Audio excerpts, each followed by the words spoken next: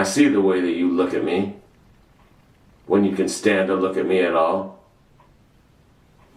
It's obvious that I disgust you, and that you want to see me suffer the way I've made you suffer. Well, let me tell you something. You're as ugly on the inside as you are on the outside. You have brought me nothing but pain, anguish, and misery from the moment we first laid eyes on each other. You have told me nothing but lies and cost me friendships, relationships, and my own sanity. And I feel kind of weird saying this to you right now through a mirror. But guess what, man? The mirror doesn't lie.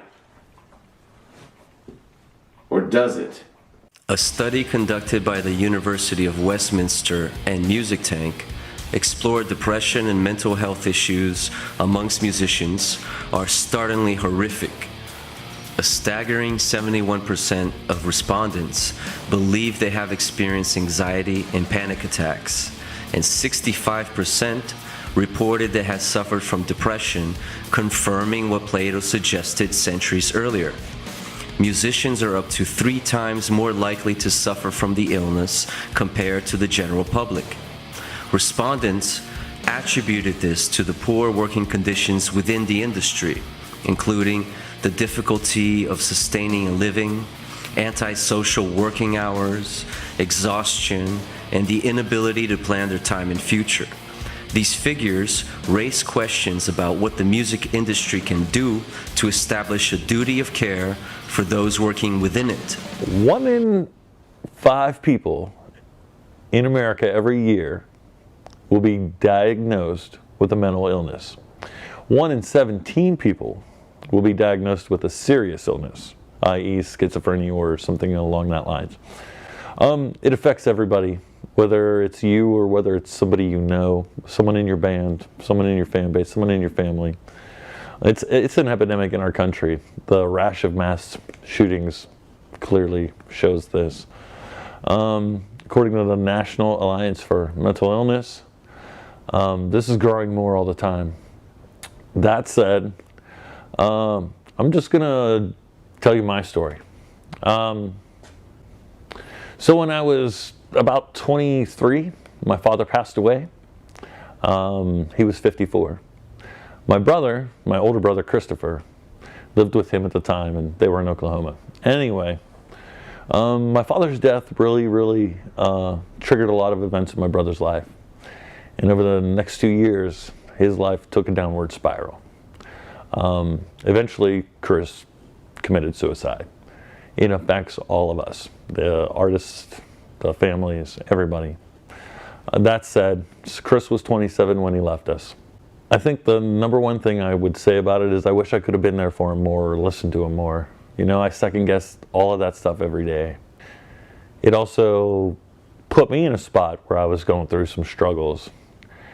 There are many kinds of mental illness, you know, and some are more severe than others. People with the same diagnosis can have very different symptoms and express it in very different ways. My band, Toy Called God, when we started, we had 2 brothers in the band, and they were both diagnosed with bipolar. It affected the drummer more than the singer, but after chemicals were mixed into the process, you know, living the band life, both those guys ended up having to leave the band and take care of themselves, which we encouraged. I could have talked to my brother. I didn't really have a chance to. We were separated by distance, time, schedules. Came to shock to us all when he did what he did. He overdosed on medication that my father had left over from when he passed away. And I guess they never got around to throwing it away or whatever. So he took some pills one night and took the permanent sleep. It's really common, especially in the music industry, being away from home, missing out on holidays, birthdays, even just maintaining a regular relationship can be very difficult when you're always away from home on tour. Balancing out a home life and a tour life has always been a challenge for most of the musicians that I'm associated with. Depression is very common because of that. You start feeling isolated on the road. It's a very common thing. Recent studies suggesting musicians are, I think it's 3 times as likely to experience mental health problems. I think about 70% in a survey admitted to having panic attacks. I think it was about the same amount experiencing depression, which isn't really surprising when you think about it, considering the amount of touring musicians who are still juggling multiple day jobs.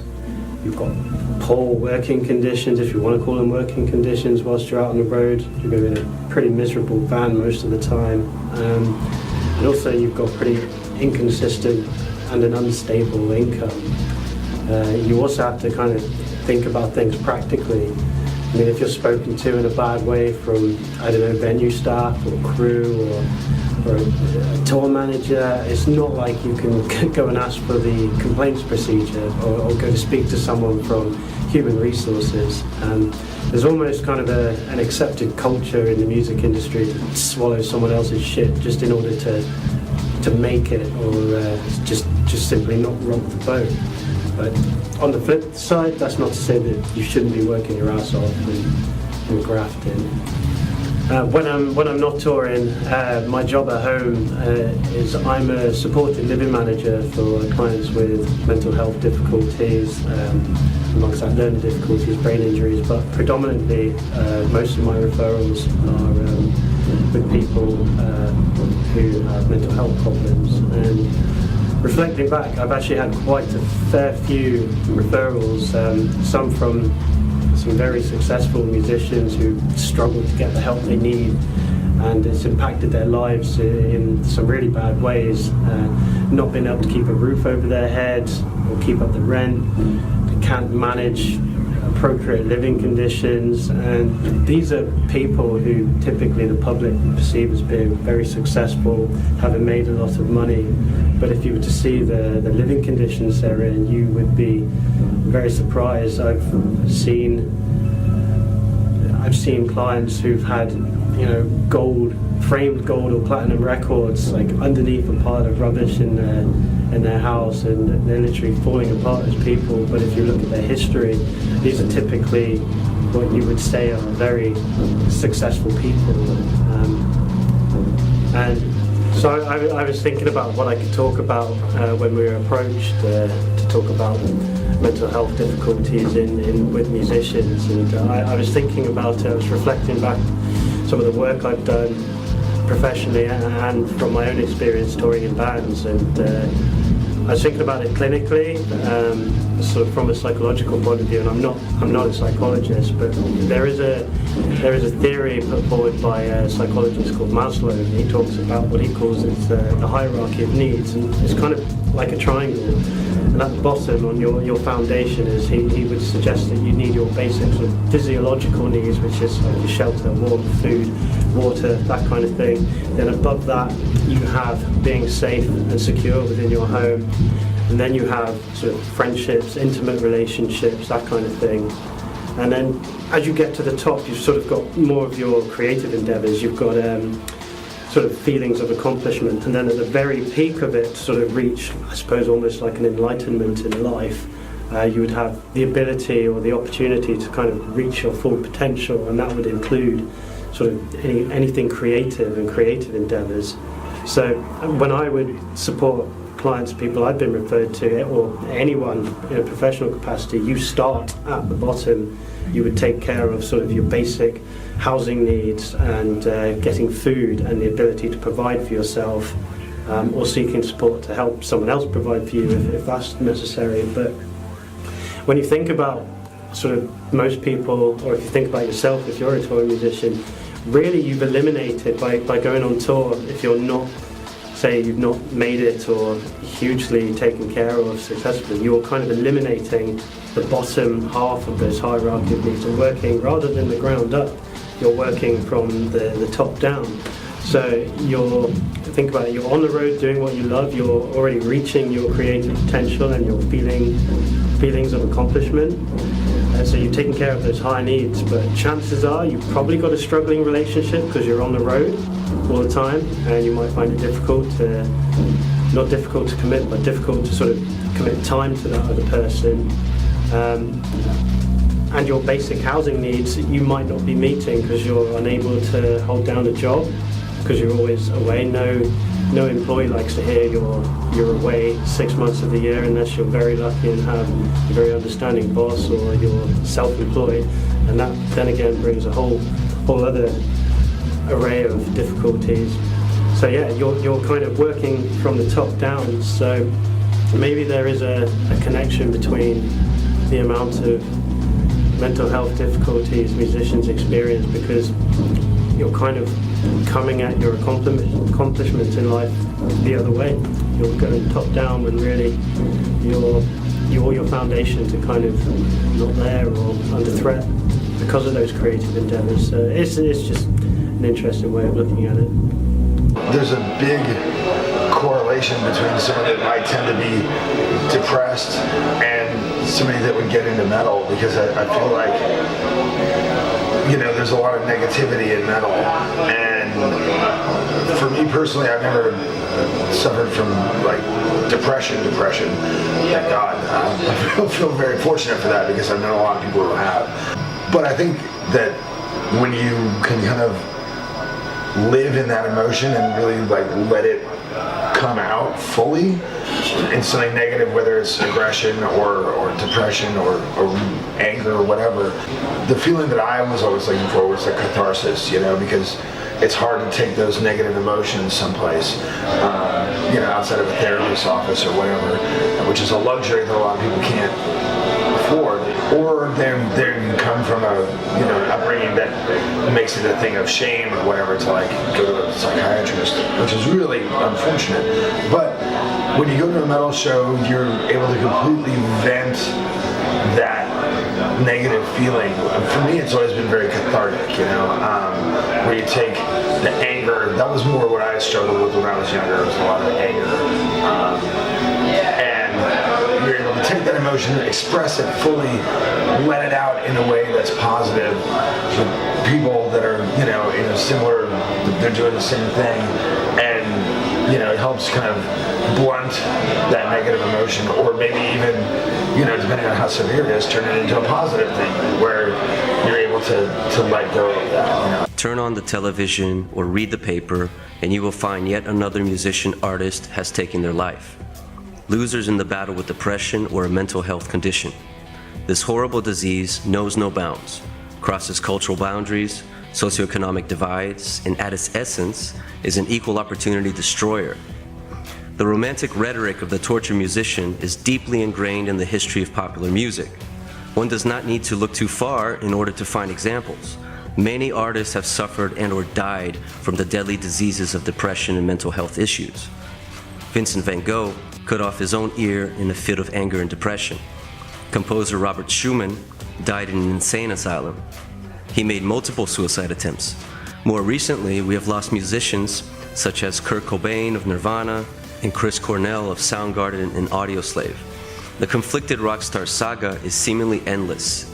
It would seem that the timeless and classic music these troubled artists have left us was paid for with the ultimate price, their lives. The classical Greek philosopher Plato is quoted as saying, "Creativity is a divine madness, a gift from the gods," and maintained that madness is linked to creative minds and that what we call depression and mental illness might really be a Faustian bargain with the muse.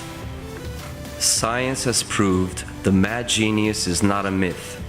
Studies of artists and writers collated in Scientific American confirm that artists and writers are up to 20 times more likely to suffer from bipolar disorder, also called manic depressive illness, and 10 times more likely to suffer from depression. Research shows that creative artists are the fifth in the top 10 professions with the highest rate of depressive illness. But does depression attract them to the job, or does the job cause them depression? Psychologists have explored the link between creativity and depression for decades.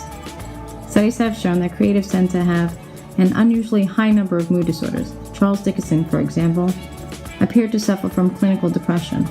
So did Ernest Hemingway, Virginia Woolf, and of course Vincent van Gogh struggled from depression, ultimately suicide. So why do so many artists suffer from depression? Artists tend to use a different part of their mind more often. This makes them sound and behave differently than most people.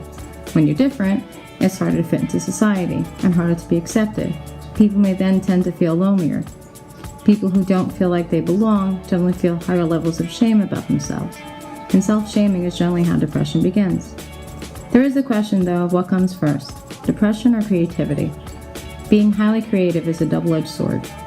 Gifted musicians are prone to periods of sadness, depression, and the real blues.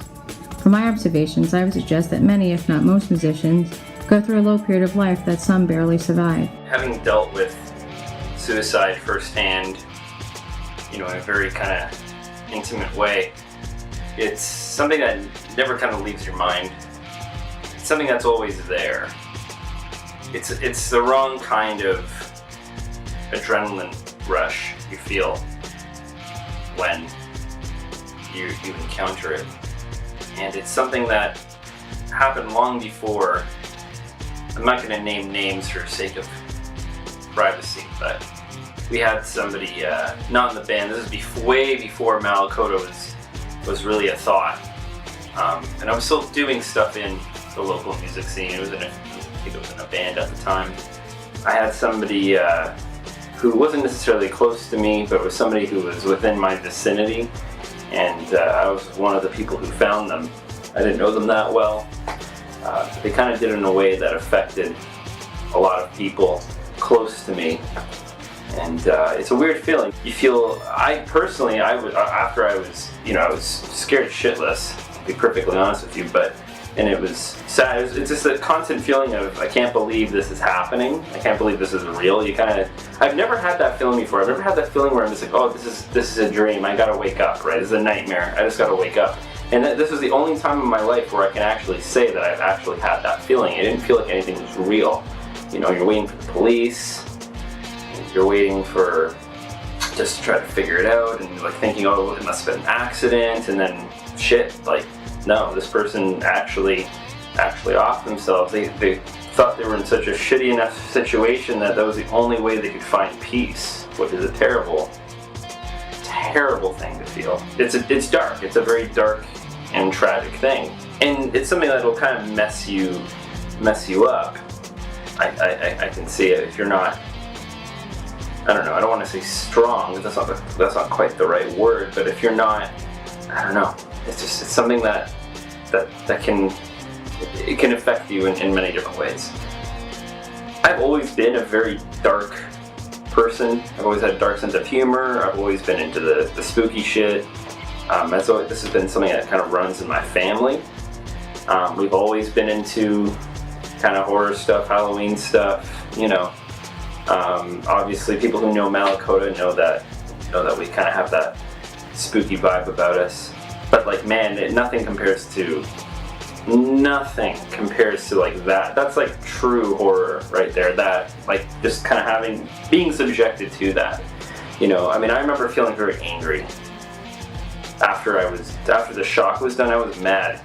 I was this guy just decided to subject me and people close to me to this. And not just us, but also, they had a family, they had friends, they had tons of people there that this would have affected too. It's inherently, I guess it's a selfish thing, maybe. That's one way of looking at it. But there's no right, I don't think there is a right way to feel about it. If you feel mad because somebody's done it, or if you feel sad or depressed, or any emotion, then I think that is a valid emotion for it, because it's a hard thing to cope with. Everybody kind of copes with tragedy differently, and this is no different. It's a very complicated thing. I actually went to school for philosophy and religion, and the day that this guy decided to do it, I had just come home, ironically enough, and this is no word of a lie. I came home from an exam for a class I was taking in the summer at U of T for a class called The Philosophy of Death and Dying, and it was all about the outlook of death and dying, and the final kind of essay question in that was, talking about physician-assisted suicide, because that's what was a big topic of debate in Canadian politics And it was just talking about like the ethics of suicide. So it was just like, whoa, like, talk about coincidence, right? I guess it was maybe a year. I guess it was maybe a year after that, I kind of started feeling kind of depressed. I was in a relationship, a very long-term relationship. It was kind of an abusive one with this woman. I'd been with her since I guess I was 18. So still kind of like a young adult, teenager, up until I was 24, 23. It's the longest relationship I'd ever been in. You know, it was really wacky. She liked to play a lot of mind games.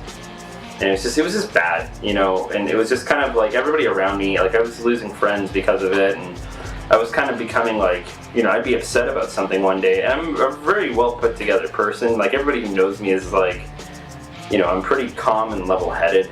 So it's like, it'd be weird because I would have like a day where I'd just be like really upset about nothing, right? And I didn't know why, and people, you know, some of my friends and family thought that there was something wrong with me, and a lot of people were saying that it was because of this girl I was with, but I didn't really listen to that. She just kind of had a really negative impact on my mental health. I never thought of it, but I was depressed, is what I was. I never thought, that's the thing too with it, you don't know, or you might not know, some people do, but you might not know you're actually depressed. You just might be feeling down, or you might just be feeling something else. I was depressed, and then that relationship kind of ended in a really, really messy way. I was left without a lot of answers. I was left without direction, because it was kind of like for 5 years we'd been kind of building something, or at least I felt we were. Really, we weren't. Looking back, I was depressed. I had like no reason to do anything. At this point, I had like finished all the music, like I had quit all the music stuff.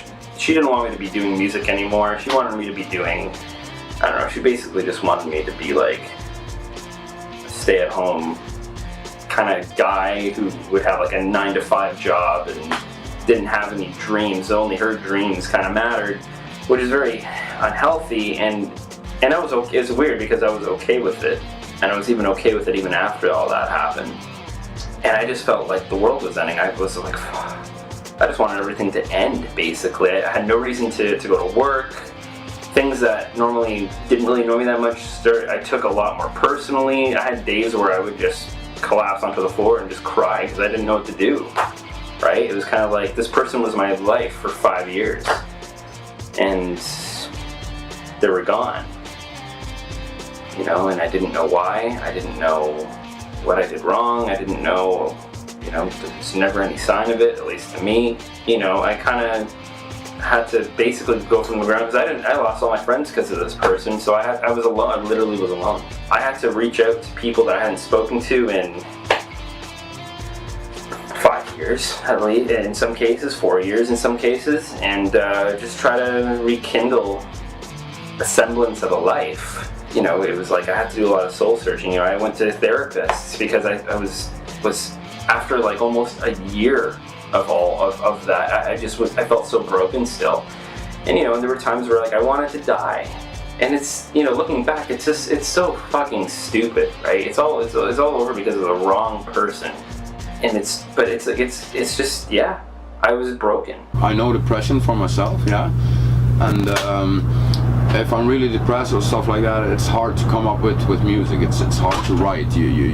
I could write better if I feel good, you know. But also, on the other hand, sometimes if you're in that dark atmosphere, you come up with darker music and riffs, yeah. And then if you listen to them later, it's like whoa, yeah.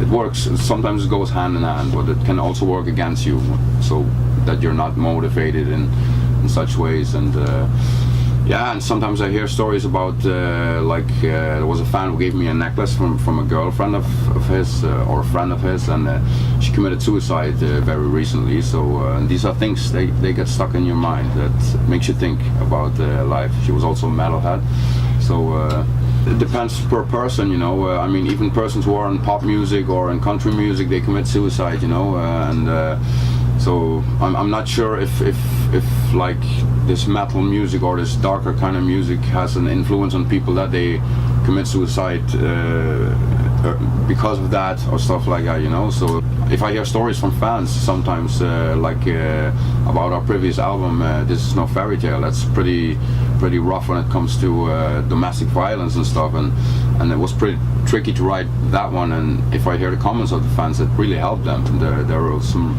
I described some bad situations in there, and yeah, and it's good to hear that it helped these people. Yeah. It wasn't until after my first real relationship had developed with my best friend early in high school.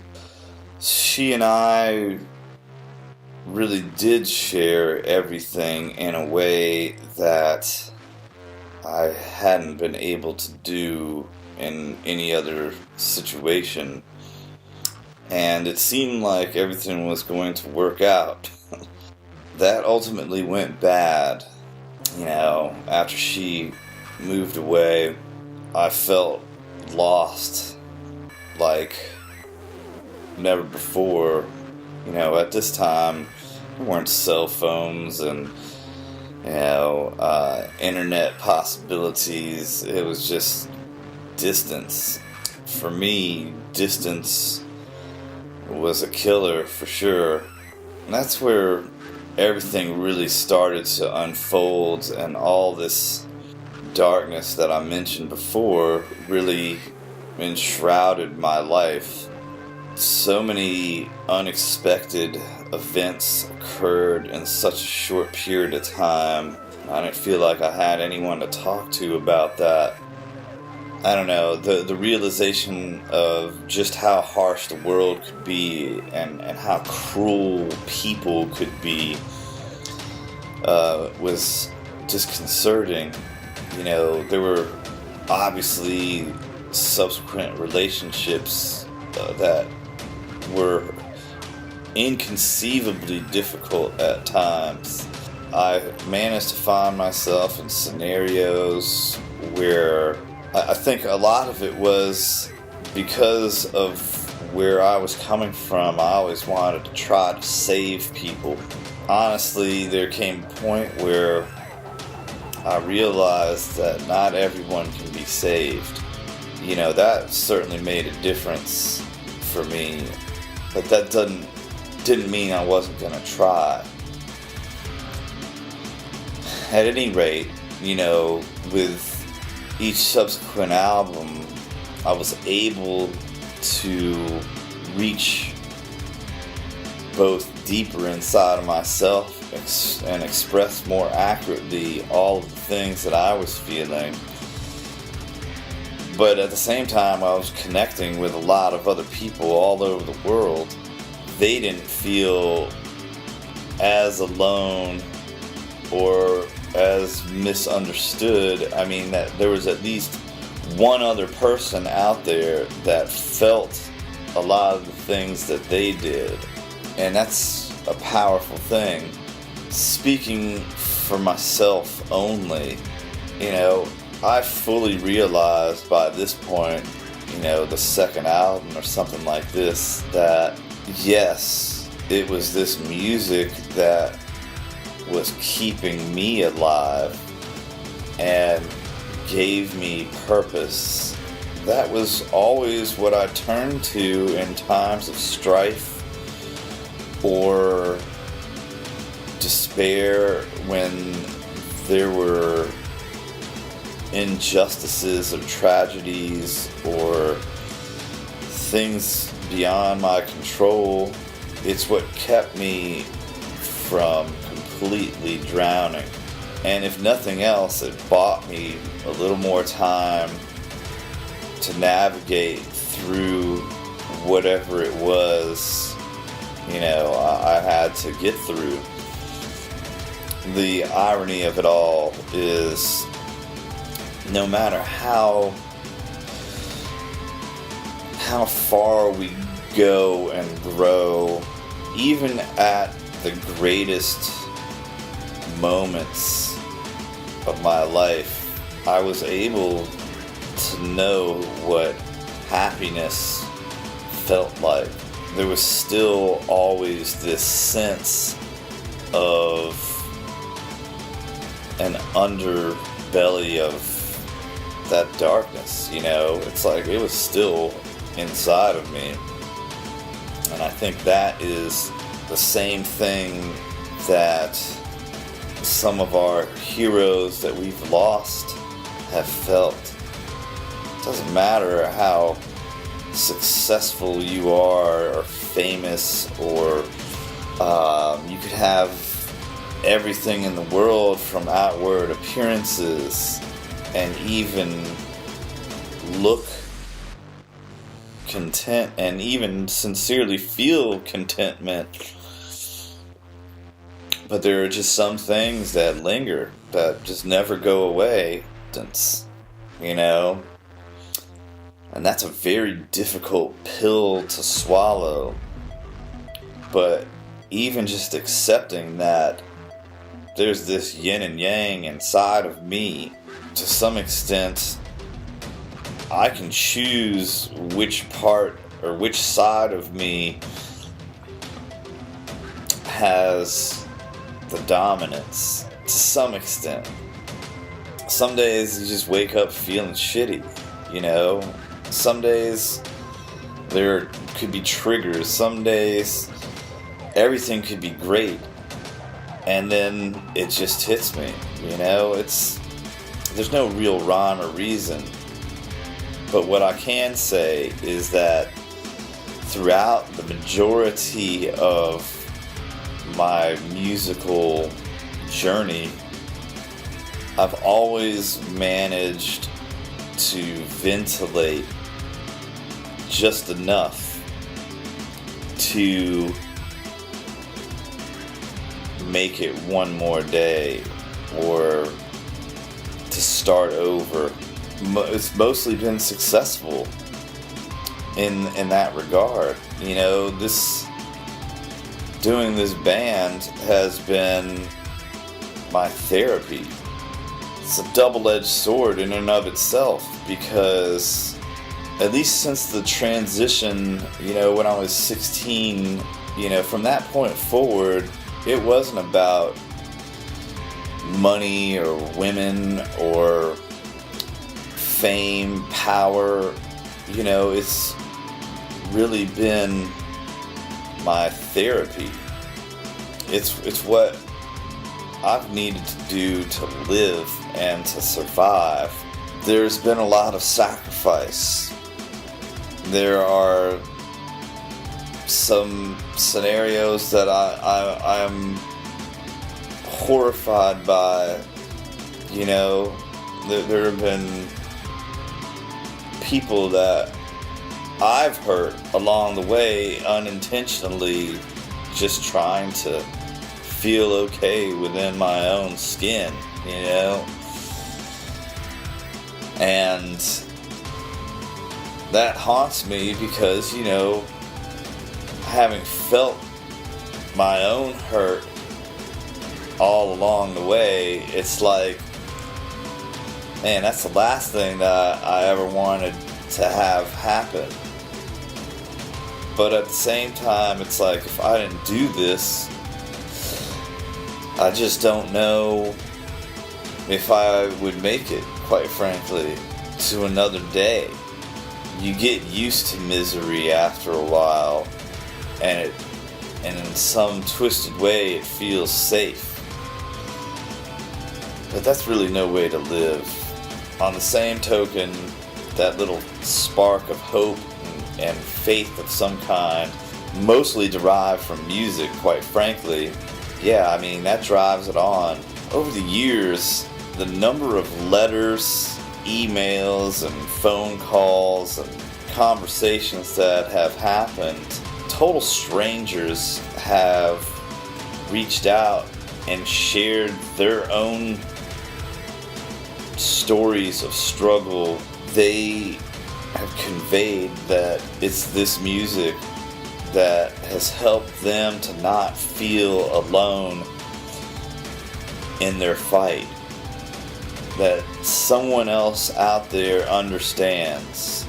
I think that right there, that's the reason alone to keep going and moving forward, because it's a powerful thing to be told that you have made a difference, that I've made a difference in other people's lives, even just one person, you know. And maybe it doesn't balance out all of the bridges burned behind me and all the unfortunate collateral damage. I mean, there are things that I'm gonna carry. That's just the way that it is. Despite literally looking hell in the face, having had to start my life over multiple times, you know, not least of which when I opted for a path of sobriety. You know, remember, you know, there was always this dual diagnosis situation, you know, and stripping that away, quite frankly, that left no buffer. And I'm still learning to live, and I am still actively trying to be a better teacher, friend, lover, what have you. As far as I can remember as a kid, music has always been in my life. I collected and absorbed everything from my parents, even my dad's love for blues, my mom's love for rock and roll. I absorbed all kinds of pop music, and growing up through school, I always absorbed hip hop from all the kids I hung out. It's always helped me with my mental health, and I became very aware of my mental health and the struggles that it would bring with it when I was young. There's one story that I remember that really sticks with me, that I was either 8 or 10, and for a long time I had dealt with a really deep sadness that I couldn't put a word to. I woke up one night just after laying in bed for quite a long time, sitting with this pain, and I walked down. We lived with my grandparents at the time. And I walked down to my grandfather's garage, and I stood there. I was in my pajamas, and I remember feeling the dust on my feet, and I remember smelling the rust in the air. And I remember looking around at the chemicals in his tool shed in his garage, and I remember thinking to myself how I could just make a concoction out of these and end it. And I bawled my eyes out. I cried because it wasn't the first, this was the first big time I had ever had a suicidal thought, but it wasn't the first time I had felt such a horrid pain and loneliness and self-loathing towards myself. I thankfully grew up in a very loving family. I grew up in a family where we've always bonded, we've always encouraged positive growth. You know, we've always been there to help out one another. And my mother in particular has always been very open about mental health, fighting stigma and promoting enlightenment and education of mental health.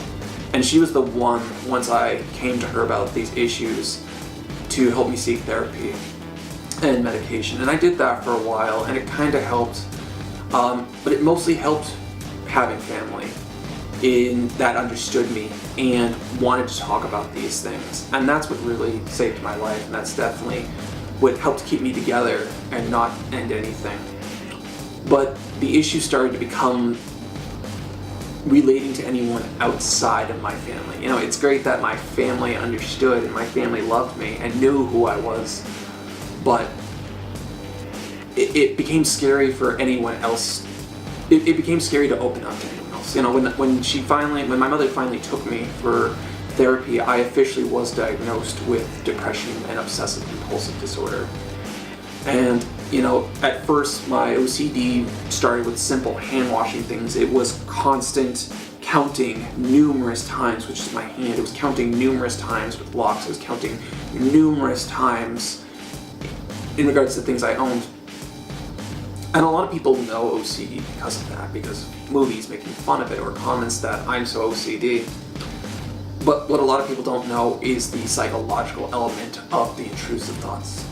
at a very young age, I started having very, very random, intrusive, violent thoughts about me doing things or things being done to people I loved and cared about, and it was terrifying. Yeah, it was terrifying before having the name with OCD, and it was, terrifying once I even knew what OCD was, because the thing with mental health that a lot of people don't get is you can be aware of how it works, but it still hurts you.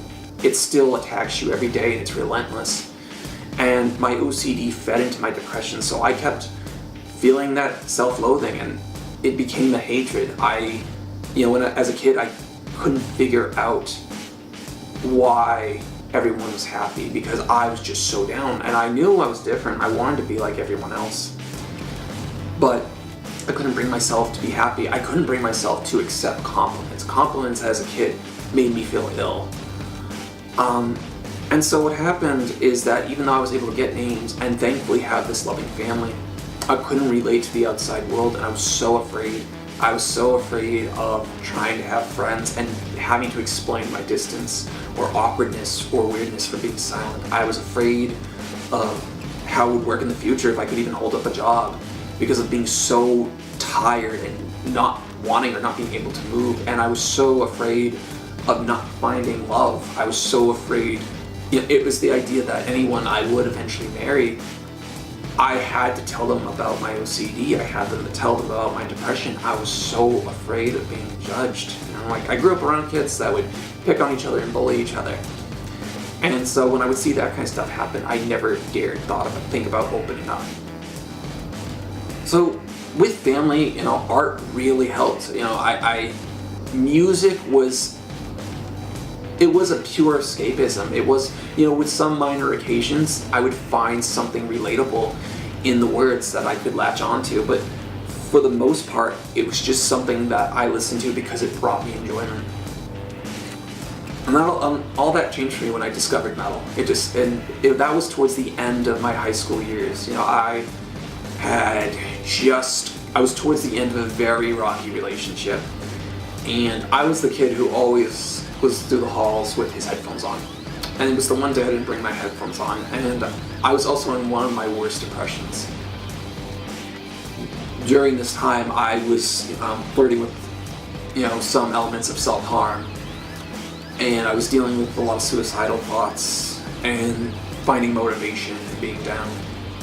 And I remember I was in class, and I asked a friend for their iPod. This was back in 2008.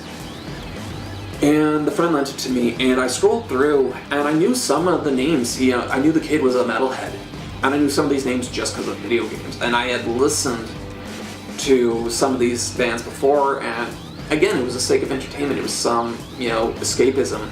It was something meant for the adrenaline of video games.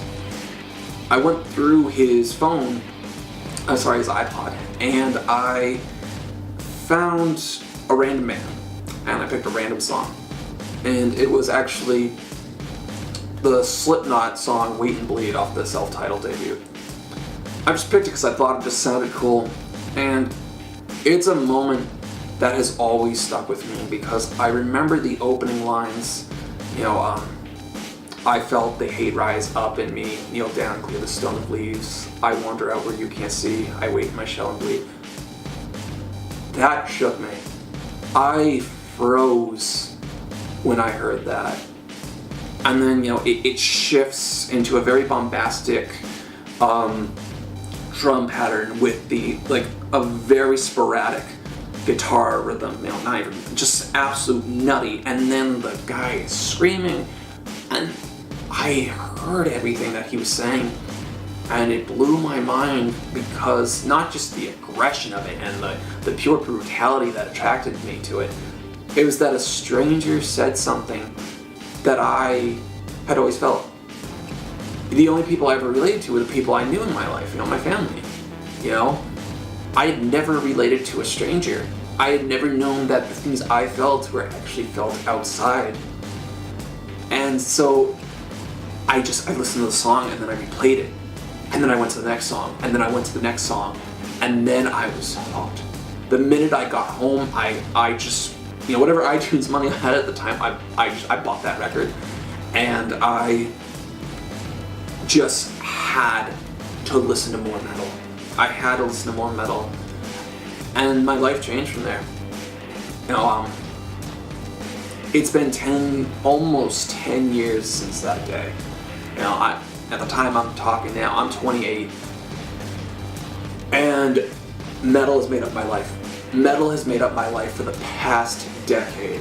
When I went to school and I tried to figure out what I wanted to do with my life, my love for music helped me discover my love for writing. You know, I wanted to be in a band and I couldn't play an instrument. I didn't know anyone who could play an instrument. So I wrote lyrics, and lyrics turned into poetry, and I began writing and writing and writing.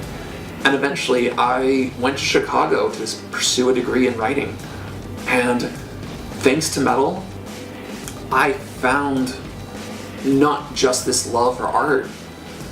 I found people I could relate to. I found sincere friends on the same intellectual and emotional level as me. And it became a whole new world of not just finding fun, not just finding friendships, but discovering myself. And it's been 10 years since that first time listening to that Slipknot song, and every day of my life there's metal. I can't imagine a day not listening to music. The music helped me confront my fears. You know, for so long I had been someone who required the validation and safety and security of others. And it's something I still, you know, have at times. But metal was my first independent thing. You know, while I've gotten beautiful advice from my family before and advice from friends, metal was the first thing I had to make me force my issues by myself, to ask me of some kind of introspective questioning and challenge. And I started to push myself as much as I could. I pushed myself through school with it, you know, academia. I pushed myself on an emotional level. I pushed myself as a human being. It challenged me to find the best parts of myself by confronting darkness. You know, in today's conversation with mental health, we're still afraid overall to talk about it. We're talking about it more, but we're not talking about it explicitly the way we need to. We're not explicitly acting on it. You know, we have a lot of media outlets that blow it out into proportion, or out of proportion, and it does more damage. There's so much stigma to still fight, and metal confronts it. Metal confronts stigma. Metal made me feel, it makes me feel like a whole being. You know, my family still supports me every day with my mental health, and they're there for me whenever I need it. I have beautiful friends and a wonderful, beautiful spouse who understand my struggles, and they know when I need a moment to be by myself. They know when I'm having a bad day, and they'll reach out and they'll ask, and that's something that we all need to do like the music does. I wouldn't call myself as a depressed person, but I like everybody, I have some issues from time to time. I'm very, very heavily a solitude needing person, and that can be tricky. Like if you are really depending on your loneliness, is of course if you get along with yourself is a good thing, but it never goes like that constantly. But to me, writing music is something that actually, you know, puts me in my place. Like when I write a song about what I think and feel, then I can actually ground myself. Like then I understand myself better, and then I can hopefully Finnish men don't talk. So hopefully with the songs, sometimes I even think when I'm writing a song, maybe my people who are close to me would understand me better because I wouldn't probably say these things aloud. And I've had, from those particular songs, like I told you, there's 1 or 2 songs in each album. I don't want to make music too personal either. Like for one album would be a little bit too much, because I wouldn't be able to handle that as a product anymore. And that's what it becomes when you give the master file to the label. It's a product, it's a t-shirt, it's a patch, it's a hoodie, it's whatever. And I wouldn't be, if too much of me would be in the album, I wouldn't feel good about that. But I've noticed, like every time when I write that one particular style of song, I get this feedback from people, you know, like being dealing with mental issues or depression, loneliness. That is something people actually can pick it up from my songs. And I have a lot of discussion about fans about, you know, being what is it to be alone. I think that is one of the biggest reasons to be depressed, because everybody needs somebody or something to connect. It doesn't need to be like a big family or necessarily relationship, but if you don't have nothing and you don't know how to work that thing out, and this, I think this is quite a big problem in modern age. Like, people are left alone way too easily because there's, I don't know how it goes, but yeah, that might be the digital thing, but like the actual connection gets lost. And I think it's really amazing that if my music can give that connection to somebody, that, you know, it only needs a small thought, like a seed in the brain, that maybe this is as it should be. Some people are just meant to be alone in a way, a little bit more than others. But it takes some time and process to understand how it works. And if I can do that with music for somebody, it's just awesome, because that's what music is to me. I spent a good chunk of my life in dark places, sometimes self-inflicted, sometimes not. Had a stressful childhood, and my first suicide attempt that I remember, I was 6 years old and I was going to stab myself in the chest. Although being 6 years old, I really didn't think through the technology. I was using a butter knife and trying to drive it through my sternum, which didn't really work. I don't even think I broke the skin. Yeah, that was an early run. As I got older, those runs became more frequent, partly because, I don't know, some of it I'm sure was the stress of my upbringing. Some of it I know was getting raped in my early teen years. I don't even really remember how old I was. I remember what happened, but I don't remember how old I was. That caused a significant amount of stress in my life that lasted into my 30s. The only thing that kept me sane through my teen years, and still keeps me sane, was music. And I was pretty clueless until I think 1975, when I bought Kiss Alive, and that album changed my life. When they were at their best, in that time period they were at their best, they could really rock it. And for a teenager with a lot of emotional trauma, those power chords sure as hell scratched an itch that I couldn't get to any other way. I fell into, I just immersed myself in rock and roll after that album. But I started I went from Kiss to more sophisticated Fear, at least musically, if not lyrically, with, again, anybody who was good with power chords. Led Zeppelin, The Who, Pete Townsend really hit me. His songs really hit me in ways they still do.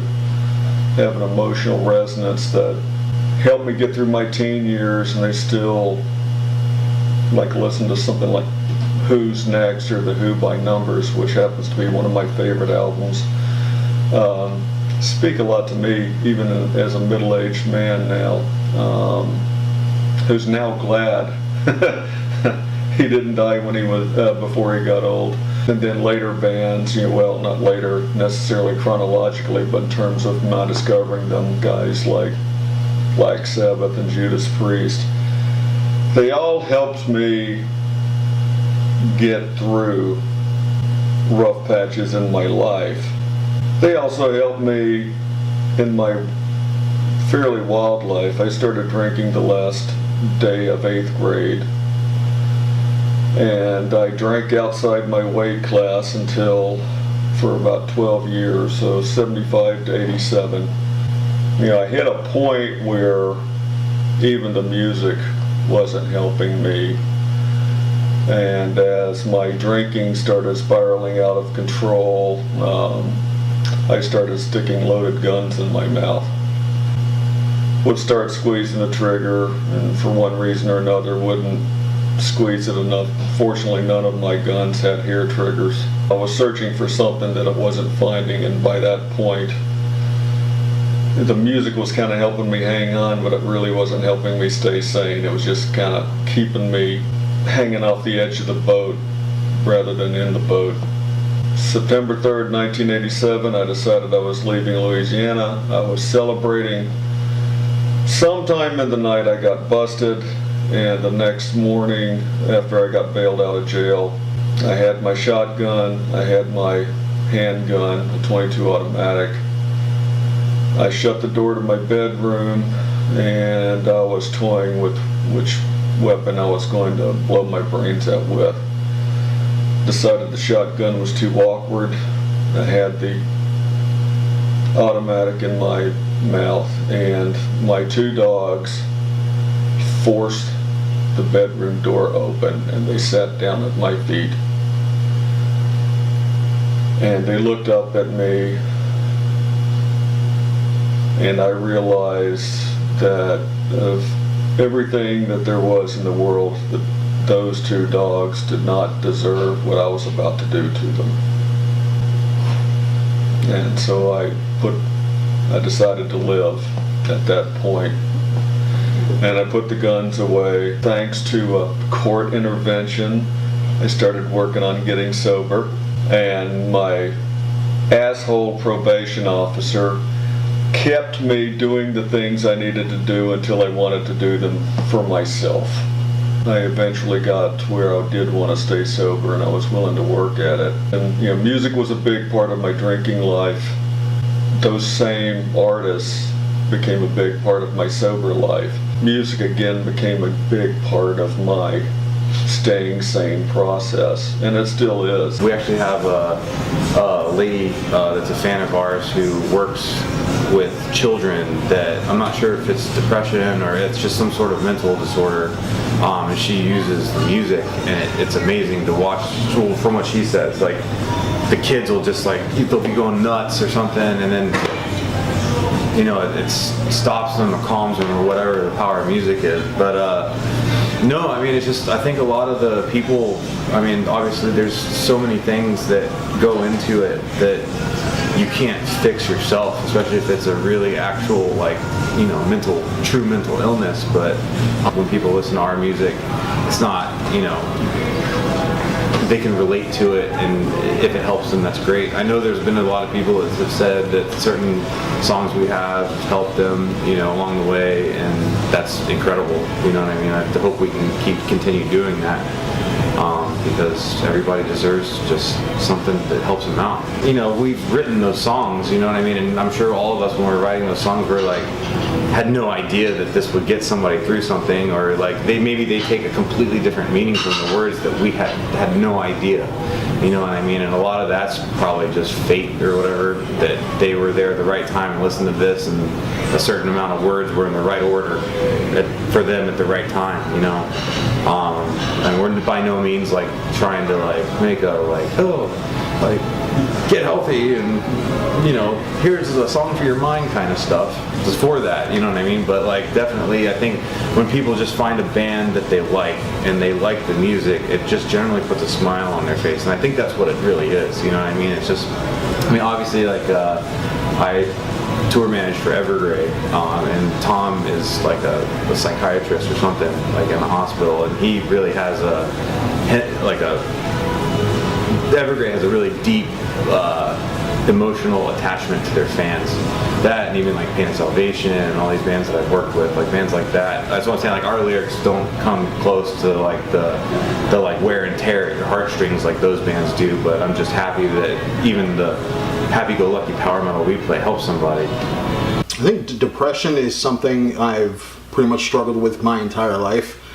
I was always very introverted as a child. I was a quiet kid growing up, and everything was, pretty cool, and you couldn't really, we didn't have much growing up, as we were poor.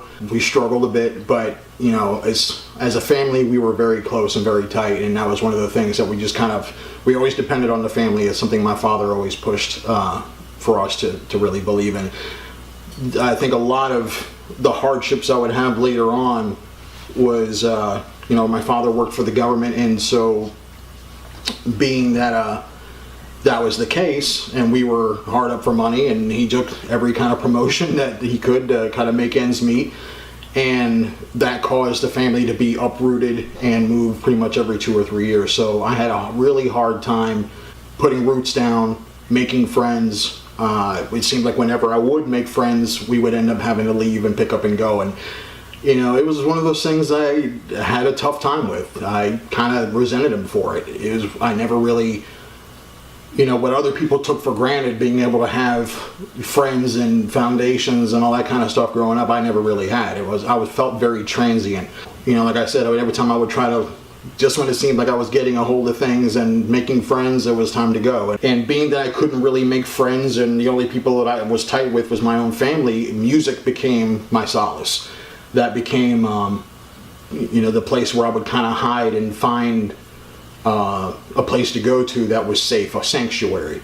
And at first it was, you know, you know, you as a kid you fall in love with whatever your kind of the first things you see on MTV or whatever, but what you take as your own is what's your, you know, the things that are yours are the things that resonate with you. And at that time I was an angry kid, so it was angry music.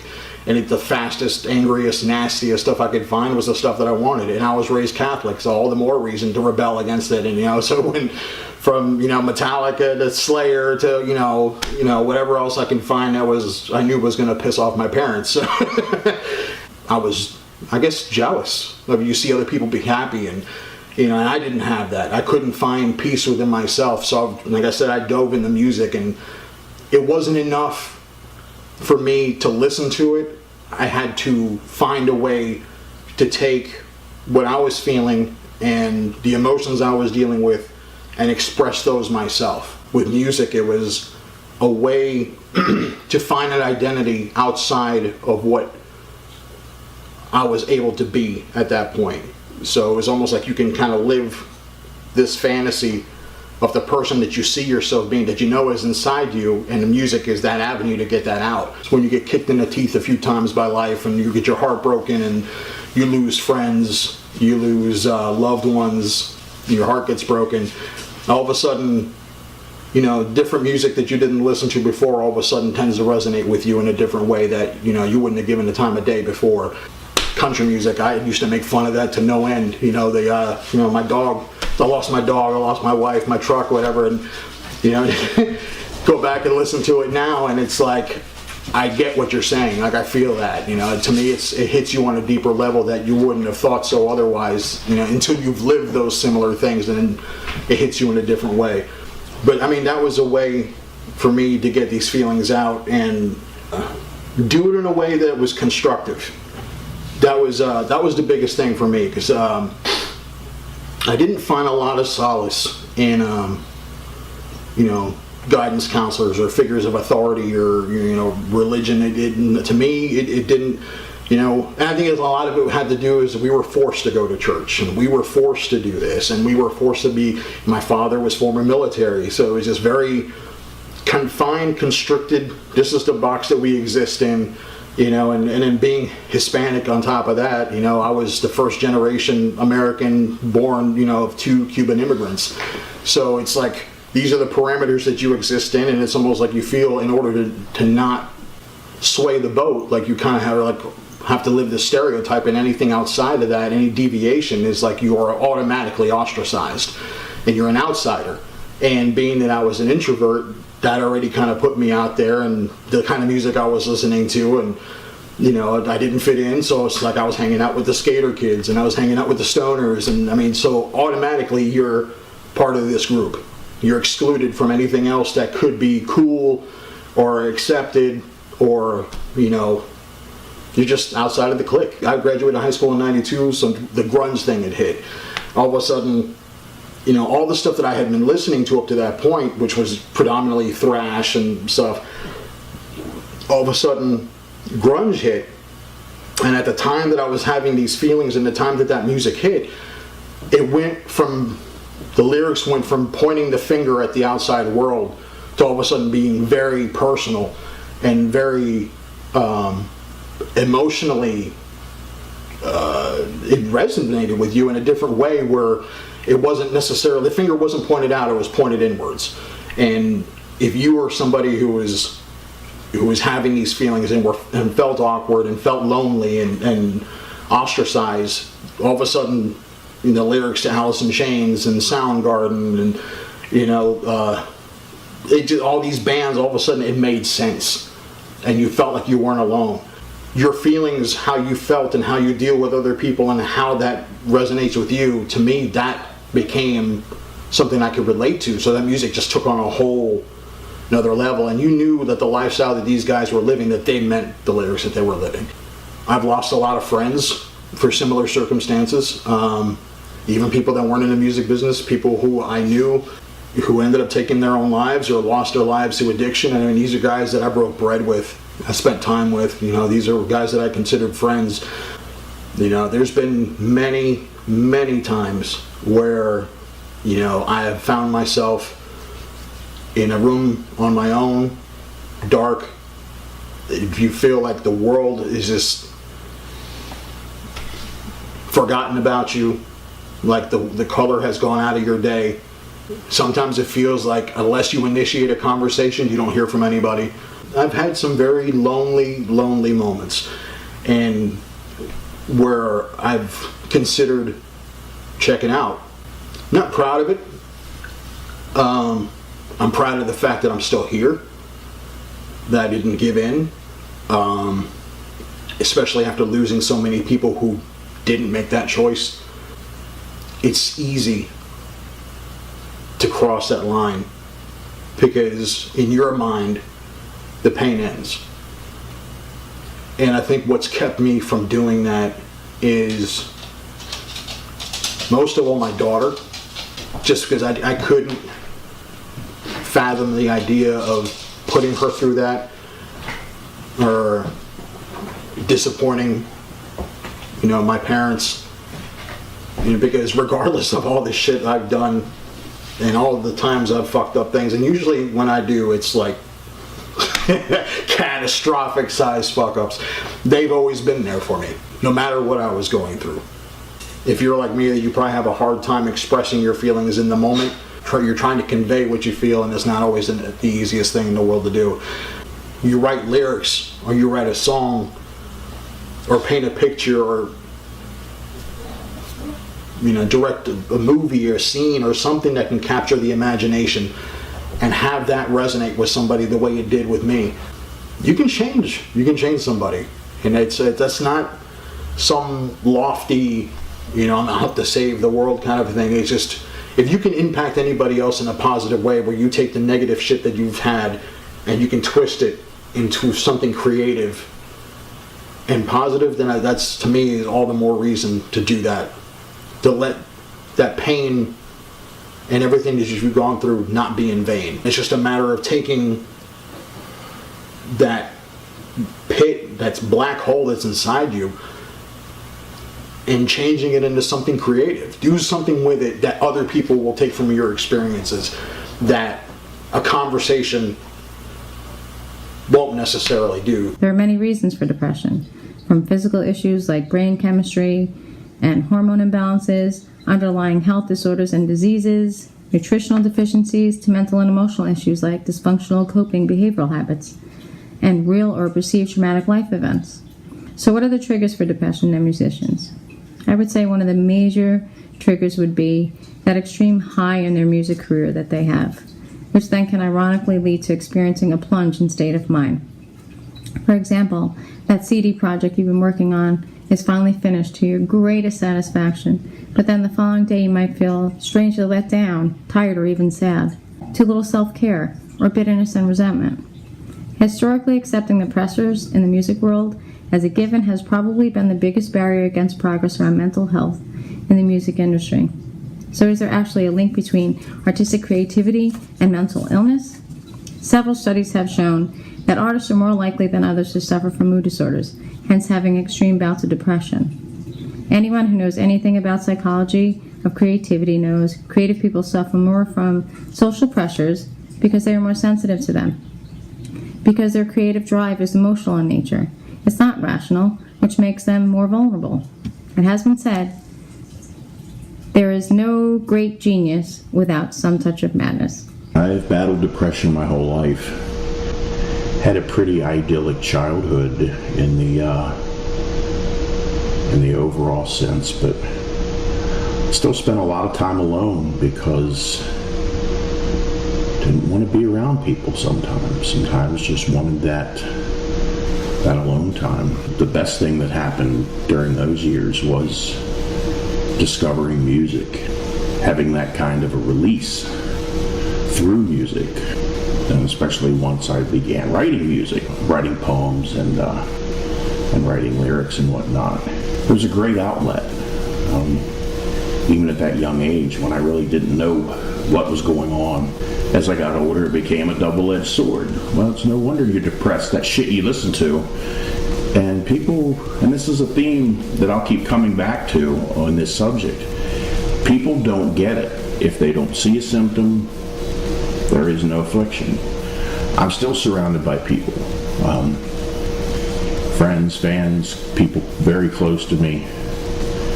And you still just feel so goddamn alone. You can be in a room full of people and feel like the last man on earth. You know, you feel like Henry Bemis in the Twilight Zone walking around the smashed landscape just because emotionally you are just wrecked.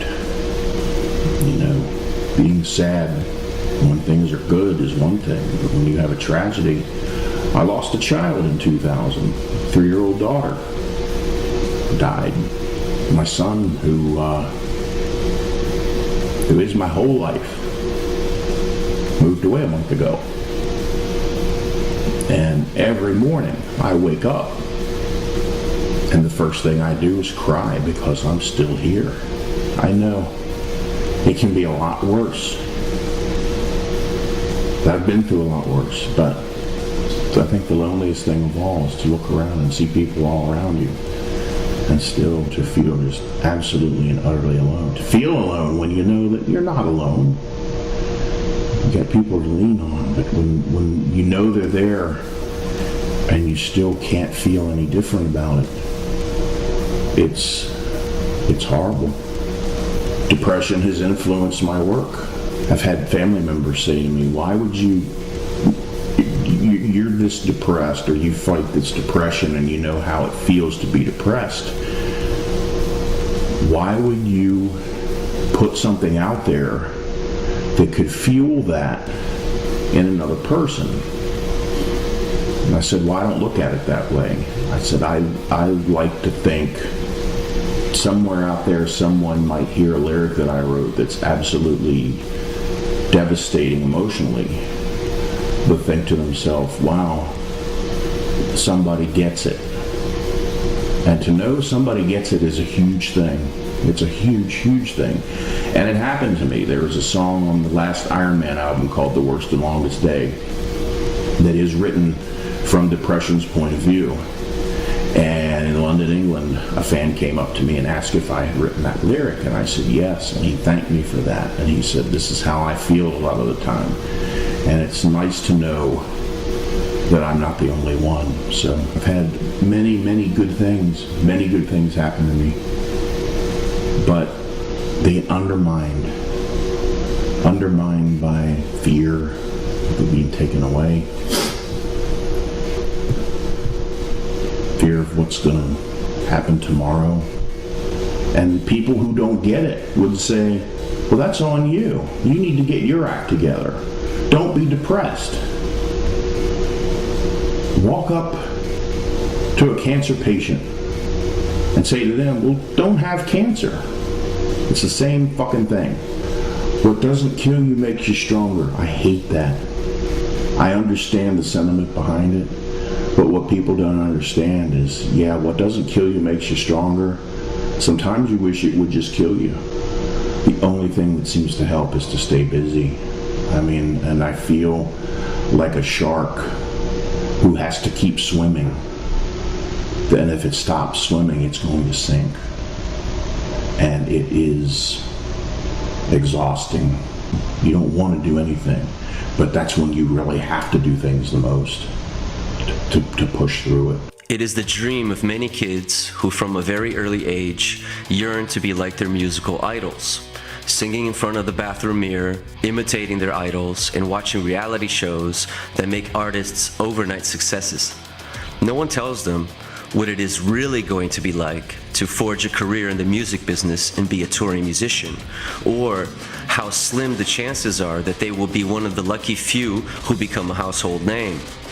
No one tells them that while the journey comes with many perks that can bring temporary happiness and fulfillment, those perks come at a price, often the ultimate price. Being a musician is not like most jobs. It is the proverbial road less traveled. It takes a lot of hard work, self-reflection, and drive to sustain the physical and mental energy needed in this creative field. This is why so many musicians suffer from depression and anxiety, which often leads to drinking and/or drugs in order to give them some respite. Compound that with the fact that music business is unlike most others, and it is acceptable, at times even encouraged, to drink and smoke while on the job. We have all heard the stories of debauchery and decadence by bands who have become household names. In addition, in a way, whether conscious or not, there's a sort of expectation to live up to, big shoes to fill. Without a doubt, there should be more awareness, more information about what alcohol, drugs, and lack of sleep can do to the body and the mind. We need to talk about it more openly and honestly. We need to remove the stigma associated with mental health and depression and have those tough conversations. Let's face it, we are a tight-knit community. Whether it be traveling around the globe to festivals and staying with fellow metalheads we have never met, to reaching down into a swirling mosh pit, helping a fellow banger up, we have always been there for each other. The metal community is like no other, and we need to expand our thinking and reach out to those suffering from the terrible disease of depression. We need to make it acceptable for others in the community to not be afraid to openly and honestly reach out for help. In addition, we need to be willing and able to listen non-judgmentally and help where we can. Sometimes all it takes is a shoulder to cry on. It does not matter if it is the shoulder of a worn patch-filled battle vest or a stud-embossed black leather biker jacket. Sometimes all it takes is a good listener. We need to be that listener. It's unbelievable to get some of the messages we get just on Facebook or something to the band page, and it's someone saying that, you know, I had one recently that some guy saying that all his immediate family had died recently, or you know, and he had literally no one, and the only thing keeping him together was our music, which is just impossible to comprehend, really, that we're making music that helps people through stuff like that. And there's been loads of stuff, loads of messages we get, things like that, and people who've lost loved ones and struggling with all kinds of depression and stuff. And I think metal music unites people in that way too, you know, that it's your go-to source of hanging the fuck on when times are hard. And some people bring up lyrics and say that the lyrics really hit home with the situations they're in as well and stuff. And, so that's incredible to me that we're just writing passionate music and it's going in people's ears and it's helping them somehow. And you can't plan for that, but it's amazing when it happens. Yeah. One of the biggest shows that I planned is Beyond Black, which raises money for Beyond Blue. Beyond Blue is an organisation set up by Premier of Victoria to help raise awareness about mental health. It doesn't really provide a service around mental health, it's more about research and trying to break down stigma and things like that. I've had some personal challenges around depression, anxiety, those sorts of things, and I found in the past that heavy metal has really helped through some of those problems, and in talking to other metalheads, they say the same thing. So hence why Beyond Black was created a couple of years ago. So it's in its third year next year. We do it in a regional city called Ballarat, which is just outside Melbourne, a little while outside Melbourne. And bands from all over Australia will come and play. All the bands donate their time for free They'll donate funds, merch, all these sorts of things in order to support the cause. But I think, it highlights the problems that a lot of people are having with depression and anxiety. And the fact that heavy metal music, being so aggressive, sometimes mixed in with sadness and things like that, help people to work through some of the emotions that they're feeling. I don't subscribe to this idea that heavy metal causes you to be angry or upset or depressed. Heavy metal helps you through anger, depression, and sadness and anxiety and things like that. So it's more like we use heavy metal as a method of working through what we are trying to go through, rather than it causing, which is a very big misunderstanding when it comes to heavy metal. That was primarily the statements that were coming up on social media, Facebook and Twitter and these sorts of things, with people just saying, people who weren't metalheads, just saying, this doesn't make sense, this is an oxymoron, how does this actually help people? Which was a very interesting way for them to approach it, because it's very much not what the event felt like or feels like, or how other people tend to deal with it. It is not the feel that is amongst the metalheads. It's only the feel that comes from people who don't really understand metal. And I don't know that they necessarily have to understand metal. I think they just need to understand that the reason why a lot of people listen to heavy metal is because they feel a connection with the music.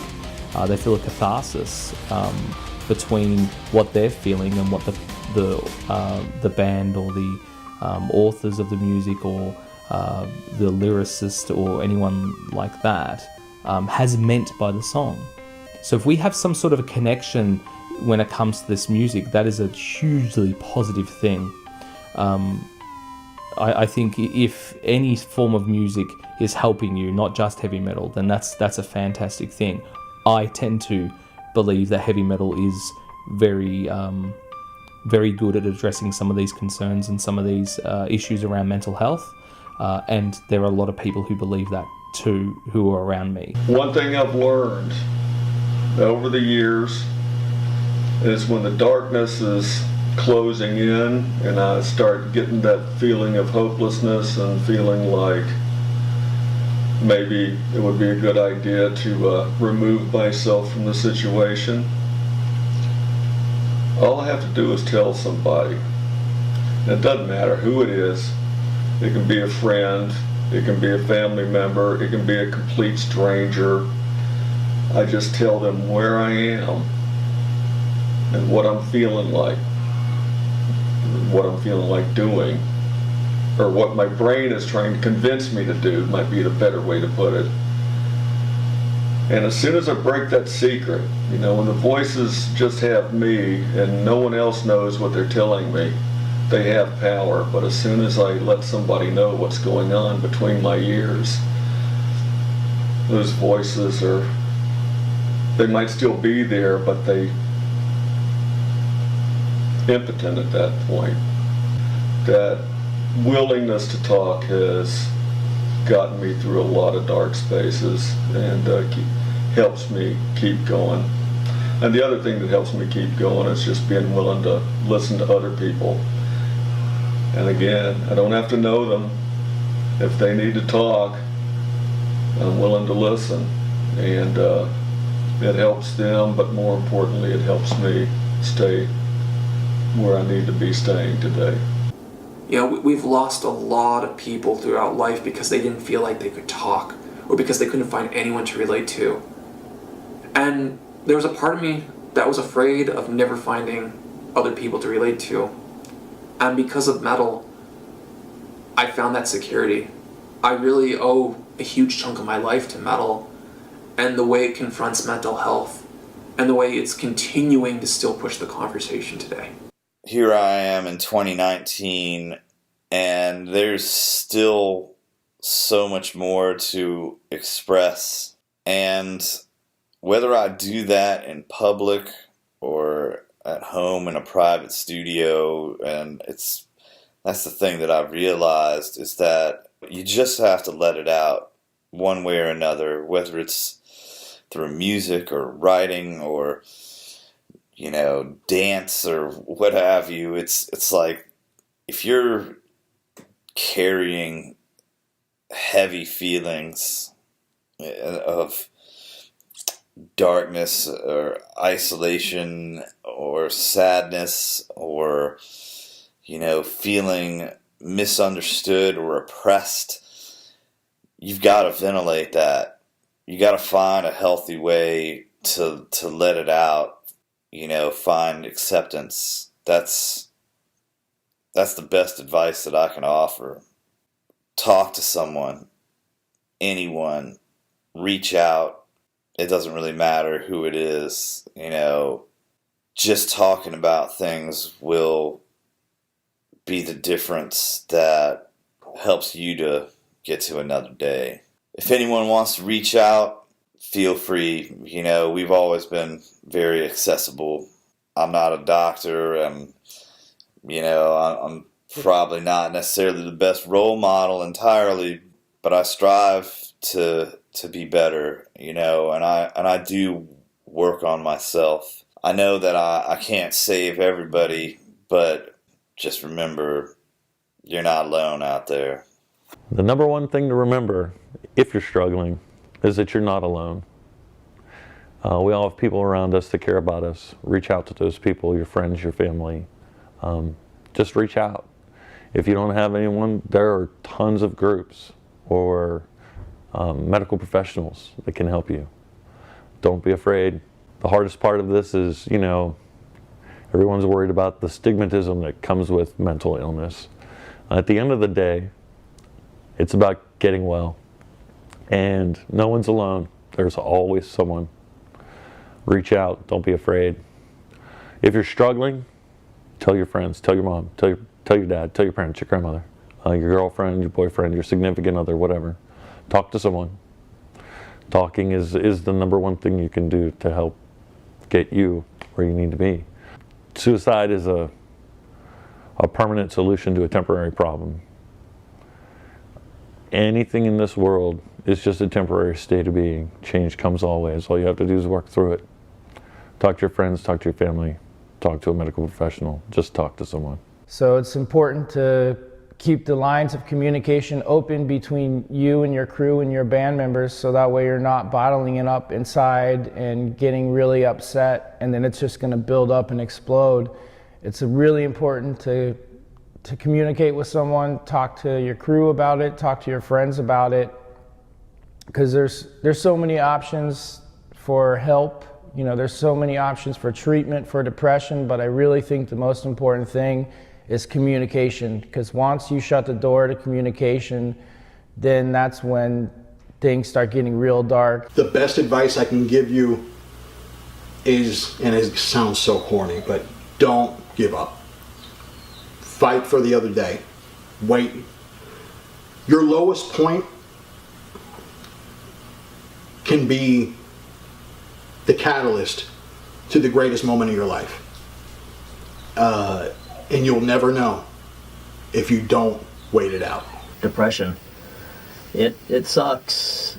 It's a terrible thing to go through, and can seem endless, especially when you're right in the middle of it. I feel very blessed that I was able to find an outlet through heavy metal and industrial music that allowed me to channel those inner demons and, you know, negative thoughts that are going through my head in a creative process that helps me find peace and work through those issues that I'm having. Unfortunately, I've had an awful lot of friends and, you know, some family not be able to find that way to deal, and unfortunately they thought the only way to give themselves peace was to remove themselves from this planet. And that sucks, and it's devastating to get that news, to know that that was their solution. I think one of the biggest issues not just in any sort of scene, heavy metal, whatever, but just in society in general, is that mental health is not talked about enough. And it really only seems to be on the forefront of society when someone of notoriety or celebrity status takes their life, which, is awful. No one's life is more important than anyone else's. But when a celebrity decides to take their life, it's front page news, which wakes everyone up, and for 1 week, that's all we talk about. That we need to find solutions and open up lines of communication. Then it just as fast it fades away and gets swept under the rug and doesn't get talked about again until someone of a higher stature takes their life. So that's what we need to fix. We need to make this a general topic that gets talked about all the time. Because when people are in those states, they need to know that there is someone there, and there is someone there all the time, and that even when you're in that lowest of low places, there is a light at the end of that tunnel, I promise you. And when you get out of that darkness, you will be able to use what you've been through to help other people. That's what I use for motivation. So yeah, don't give up. We're here for you, and there's always someone to talk to. Stay strong.